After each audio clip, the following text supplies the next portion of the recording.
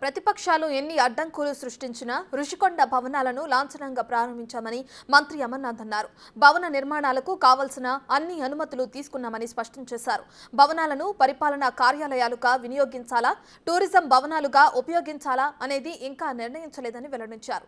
ప్రస్తుతం టూరిజం పరిధిలోనే ఉంటాయని అన్నారు.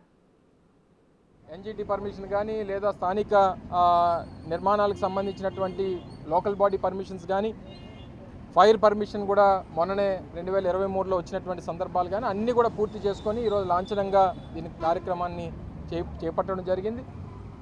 దీనికి సంబంధించి ఏదైతే ప్రభుత్వం ఒక నిర్ణయం తీసుకుందో పరిపాలనా రాజధానిగా విశాఖపట్నంని చేయాలన్నటువంటి నిర్ణయం ప్రభుత్వం ఏదైతే తీసుకుందో దానికి సంబంధించి ఏ రకంగా ఏర్పాట్లు సౌకర్యాలు ఉండాలన్నటువంటి ఉద్దేశంతో ఒక 3 సీనియర్ ఐఏఎస్ అధికారులతో కమిటీ నియమించినప్పుడు కమిటీ చెప్పింది ఏంటంటే ముఖ్యమంత్రి గారికి ఉత్తరాంధ్ర ప్రాంతాల్లో ఇక నుంచి వారు ఉండాలనుకున్నప్పుడు ఇదైతే బాగుంటుందనేటువంటి ఒక సూచనని ఆ కమిటీ చేయడం జరిగింది.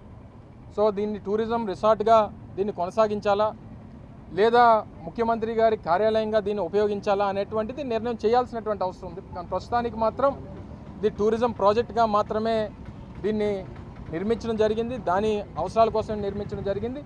భవిష్యత్ నిర్ణయం అనేటువంటిది కాలం నిర్ణయిస్తుంది.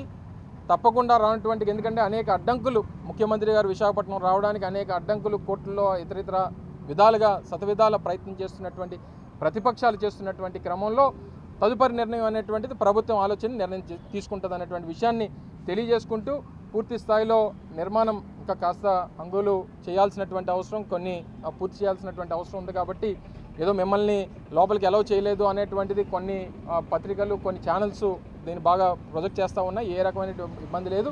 త్వరలోనే మిమ్మల్ని కూడా తీసుకొని వెళ్ళి చూపించేటువంటి కార్యక్రమం కూడా చేస్తాం.